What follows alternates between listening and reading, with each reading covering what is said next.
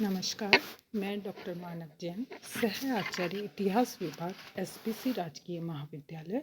आज हम BA part द्वितीय के फिफ्थ पेपर ऑनर्स में हम जापान का आधुनिकीकरण देख रहे हैं। जापान के आधुनिकीकरण में सबसे पहले हम ये देखेंगे कि 19वीं शताब्दी में चीन और जापान दोनों देशों में लगभग एक ही प्रकार की स्थिति थी। पश्चिम के देशों का दोनों पर समान रूप से दबाव पड़ा, जिसके परिणाम स्वरूप वे पश्चिम के देशों से इस प्रकार की संधियां करने हेतु विवश हुए, जो कदाचित चीन और जापान के लिए हितकर नहीं थी, किंतु उसके विरोधी देशों के अनुकूल थी।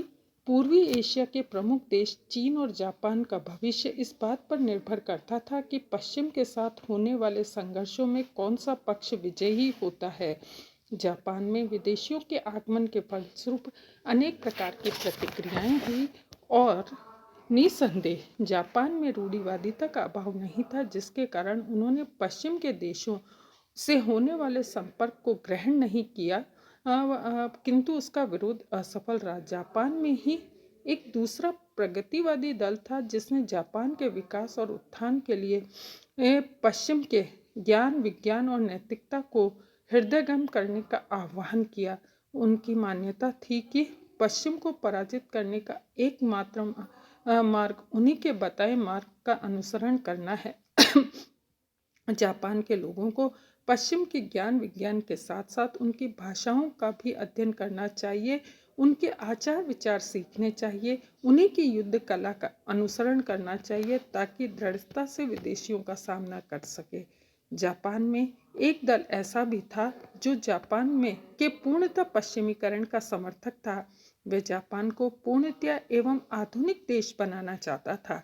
इस दल के समर्थक रूढ़िवादिता से चिपके रहने और आधुनिकीकरण के स्वप्न देखने की नीति के विरोधी थे। वे जापान को पश्चिमी सभ्यता के रंग में ढालकर उसके पूर्ण पश्चिमीकरण में विश्वास रखते थे। उन्हें पूर्ण विश्वास था कि जापान अपनी अद्भुत क्षमता के कारण ऐसा करने में सक्षम है। 1868 में मेजिनी पुनर्स्थापना इसी प्रवृत्ति का परिणाम थी। अब हम देखेंगे विद्यार्थियों, मेजी पुनर्स्थापना के कौन कौन से कारण थे। पहला कारण था आंतरिक असंतोष। पश्चिम के राज्यों में जापान में प्रवेश के समय देश में सर्वत्र आंतरिक असंतोष व अव्यवस्था व्याप्त थी। जापान के विभिन्न सामंती परिवार तोकुगावा शैगुन के परिवार के विरोधी बने हुए थे। शैगुन ने अपने दंडात्मक कार्यों के द्वारा अन्य समस्त परिवारों को उत्पीड़ित करके उन्हें कष्ट पहुंचाया। जापान के एक कानून साकिन कोतई के अनुसार सामंतों को यह अधिकार प्राप्त नहीं था कि वे राजाज्ञा के बिना किले बना सके, उसकी मरम्मत करा सके, जहाज बना सके, सिक्के ढलवा सके। साथ ही विवाह करने के लिए भी उन्हें शोगुन की पूर्व आज्ञा प्राप्त करनी पड़ती थी। उन्हें 2 वर्ष में एक बार 4 माह के लिए शोगुन की राजधानी येदो की यात्रा करनी पड़ती थी और वापसी के दौरान अपने बच्चों और पत्नियों को बंधक के रूप में राजधानी में ही छोड़कर आना पड़ता था। इस प्रकार सामंतों को 2 स्थानों पर अपने आवास की व्यवस्था करनी पड़ती थी, जो अत्यंत ही भार प्रतीत होती थी। दूसरा है विद्यार्थियों नौकरियों में पक्षपात। शोगुन की नीति पक्षपातपूर्ण थी। राज्य के ऊंचे ऊंचे और महत्वपूर्ण पद केवल तोकुगावा सामंत वर्ग के लोगों को ही दिए थे। अन्य सामंत वर्ग के लोगों को योग्यता और क्षमता के बाद इन पदों पर नियुक्त नहीं किया जाता था। शोगुन की इस पक्षपातपूर्ण और भेदभावपूर्ण नीति के कारण चोशु, सातसुमा, तोसा सामंत वर्ग के लोगों के सामने अत्यंत ही क्रोधित थे और वे चाहते थे कि शोगुन को पदच्युत कर दिया जाए। तीसरा है समुराइयों का विरोध। शोगुन शासन के अन्य सामंत परिवारों का पर्याय आर्थिक उत्पीड़न किया गया, जिसके कारण उनकी आर्थिक दशा उत्तरोत्तर दयनीय एवं शोचनीय होने लगी। विवश होकर उन्हें अपने व्यय में कमी करनी पड़ी। फलतः उन्होंने समुराई सैनिकों को सेना से हटा दिया ताकि आर्थिक दबाव से बच सके। बेरोजगार हो गए समुराई सैनिकों में असंतोष उत्पन्न हो गया।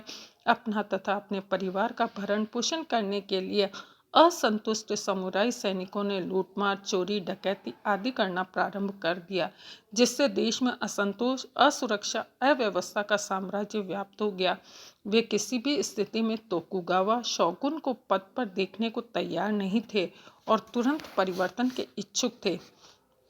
नेक्स्ट है व्यापारी वर्ग का उदय। 19वीं शताब्दी में जापान के व्यापार और उद्योग का अत्यधिक विकास हुआ, जिसके कारण समाज में एक नवीन व्यापारिक वर्ग का उदय हुआ, जिसके पास धन और बुद्धि दोनों का अभाव नहीं था। अक्सर सामंत वर्ग के लोग अपनी आवश्यकताओं की पूर्ति के लिए इन धन संपन्न व्यापारियों से पैसा उधार लिया करते थे, परंतु यहाँ तक जापानी समाज में स्थिति का प्रश्न है। सामंत वर्ग को उच्च स्थान प्राप्त था, जिसके कारण व्यापारिक वर्ग इससे ईर्ष्या करता था। अपनी हीन स्थिति को समाप्त करने के लिए वह जापान में सामाजिक परिवर्तन के इच्छुक थे। नेक्स्ट है कृषक वर्ग का असंतोष। जापान का कृषक वर्ग करों के अत्यधिक बोझ से लदे होने के कारण अपनी वर्तमान स्थिति से संतुष्ट नहीं थे। विद्यार्थियों, सामंती व्यवस्था और करों के बोझ के कारण उनकी दशा शोचनीय हो रही थी। साथ ही पश्चिमी सभ्यता के संपर्क में आने के कारण उनमें जागृति आ रही थी तथा उन्होंने स्थान स्थान पर विद्रोह करने आरंभ कर दिए।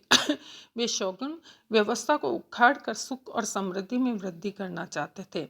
अतः स्पष्ट है कि जापानी समाज अपनी वर्तमान स्थिति से संतुष्ट नहीं था। वह शोगुन व्यवस्था को इसके लिए उत्तरदायी मानता था और छुटकारा प्राप्त भी करना चाहता था। इन परिस्थितियों में विदेशियों ने जापान में प्रवेश से स्थिति और खराब कर दी और जापान के लोग तात्कालिक व्यवस्था के विरोध में आवाज़ उठाने लगे। अब हम ये देखते हैं कि मेजी शासन की पुनर्स्थापना कैसे हुई। इससे पहले हम ये देखेंगे कि कुछ सामंतों के द्वारा शोगुन वंश का विरोध किया गया। विदेशी जब जापान में आने लगे तो उनके विरुद्ध भी एक तीव्र प्रतिक्रिया होने लगी। इसके अलावा चोशु सामंतों और सातसुमा सामंतों को भी विदेशियों के मुकाबले में असफलता का मुंह देखना पड़ा, जिसके कारण अपनी दुर्बलता को स्वयं अनुभव करने लगे। अतः उन्होंने अपनी सेना का पुनर्गठन किया और सामान्य जनता के सहयोग से एक सेना का गठन किया। अब तक सैनिक कार्य का उत्तरदायी केवल समुराई सामंतों पर था, अन्य लोगों को इस क्षेत्र में कोई अधिकार नहीं था। अतः जापान की परंपरा के विरुद्ध बात थी। इस घटना ने जापान और सामंतों को समांतर स्तर पर ला दिया और सामंतों के अंत की सूचक थी। इस प्रकार हम देखते हैं कि चोशु के विरुद्ध शोगुन की पराजय जो थी वह बहुत ही कष्टदायक थी। 7 मार्च 1866 को विजयी चोशु और सातसुमा के बीच एक संधि हो गई। उन्होंने शोगुन को सत्ता से उखाड़ फेंकने का निश्चय किया। अब हम ये देखेंगे कि मेजी सामंत की पुनर्स्थापना का जापान में क्या महत्व था। मेजी पुनर्स्थापना जापान के इतिहास में एक अत्यंत ही महत्वपूर्ण घटना है। आधुनिक जापान का निर्माण भी पुनर्स्थापना काल से ही प्रारंभ होता है। जापान में सामंत प्रथा थी। प्रथा की समाप्ति से मेजी पुनर्स्थापना ने महत्वपूर्ण योगदान दिया। परिणामतः जापान की अवरुद्ध उन्नति का मार्ग पुनः जो है वो उन्मुक्त हो गया। पुनर्स्थापना के परिणाम स्वरूप जापान की प्रशासनिक व्यवस्था सुदृढ़ हो गई। संसद का गठन, संविधान का निर्माण इसकी प्रमुख उपलब्धियां कही जा सकती है।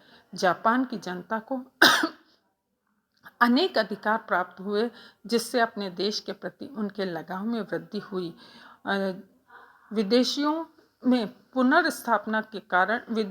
पुनर्स्थापना के कारण जो जापानियों का संपर्क स्थापित हुआ, उसके कारण वे पश्चिम के ज्ञान विज्ञान से काफ़ी समीप आए और उन्हीं की परंपराओं और तौर तरीकों को अपनाकर जापान तीव्र गति से आधुनिकता की ओर अग्रसर हुआ और शीघ्र ही उसकी गणना एशिया के महत्वपूर्ण राष्ट्रों में की जाने लगी।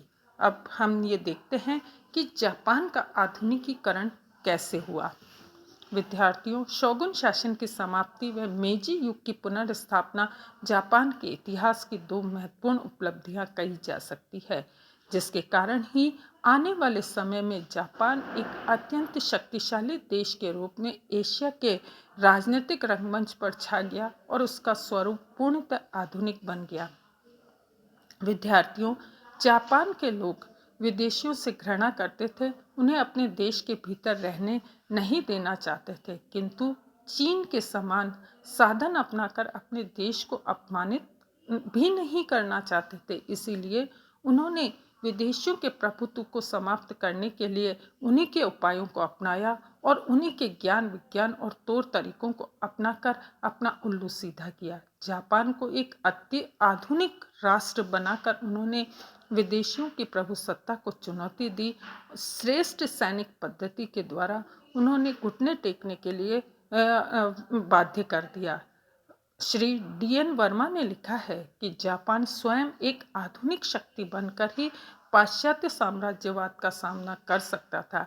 अतः जापान में देश के आधुनिकीकरण के लिए एक प्रबल आंदोलन चला, जिससे देश के जीवन के प्रत्येक क्षेत्र में आमूलचूल परिवर्तन हुआ और जापान का कायाकल्प हो गया। विद्यार्थियों, वस्तुतः मेजी शासन की पुनर्स्थापना के बाद जापान में जो सुधार हुए, उनके कारण जापान पूरी तरह से परिवर्तित हो गया और उसका उदय एक आधुनिक और शक्तिशाली देश की तरह से हुआ। अब हम ये देखते हैं कि कौन कौन से सुधार हुए। सबसे पहला सुधार हुआ सामंत प्रथा की समाप्ति। मेजी पुनर्स्थापना से पूर्व जापान में सामंत प्रथा का प्रचलन था और संपूर्ण जापान में सामंत परिवार बिखरे हुए थे। वे जिस क्षेत्र में निवास करते थे उसकी व्यवस्था की और देखरेख का दायित्व भी वे स्वयं ही निर्वहन करते थे। केंद्रीय सरकार की स्थापना और सामंतवाद का अंत विभिन्न चरणों से गुजरकर अपनी मंजिल पर पहुंचा। तोकुगावा शोगुन के पतन के बाद अन्य सामंतों में भी धीरे धीरे राष्ट्रीयता की भावना का उदय हुआ और वे स्वतः सम्राट के प्रति आदर भाव रखने लगे। विभिन्न सामंतों सात्सुमा, तोशु, तोसा आदि ने केंद्रीय शासन की सर्वोच्चता को स्वीकार कर लिया। उन्होंने अपने विशेषाधिकार त्याग दिए, किंतु जागीरों पर उनका ही प्रभाव रहा। यद्यपि जागीरों का कार्य संचालन मुख्य रूप से सामंतों के हाथ में रहा, किंतु केंद्रीय सत्ता का नियंत्रण बढ़ जाने के कारण वहां की प्रजा सम्राट को अपना वास्तविक शासक मानने लगी। 1871 में सामंतवाद की समाप्ति शाही घोषणा के बाद इस प्रथा का अंत हो गया। सम्राट फ्रांस में इसी प्रथा का अंत करने के लिए अनेक व्यक्तियों को अपना रक्त बहाना पड़ा था, किंतु जापान में इस व्यवस्था का अंत अत्यंत साधारण और सुखद स्थिति में बिना किसी रक्तपात, बिना किसी उथल पुथल के हो गया, जो महत्वपूर्ण था। इसके अलावा हम देखते हैं कि समुराई साइगो के नेतृत्व में सभी असंतुष्ट समुराइयों ने 1877 में सरकार के विरुद्ध विद्रोह का झंडा खड़ा कर दिया। वास्तव में वे अपने विशेषाधिकारों को खोकर सामंत वर्ग अपनी स्थिति से संतुष्ट नहीं था और समुराई विद्रोह के माध्यम से वे सामंतवाद को जापान में फिर से जीवित करना चाहते थे, किंतु जापान की शक्तिशाली और साधन संपन्न सेना ने विद्रोहियों की इच्छा को पूर्ण नहीं होने दिया और सामंतवाद को जापान में पूरी तरह से उखाड़ फेंकने में एक महत्वपूर्ण भूमिका निभाई, जिसके कारण जापान मध्य युग के अंधकार में वातावरण से निकलकर आधुनिक युग की ओर अग्रसर हुआ, ऐसा माना जाता है। इति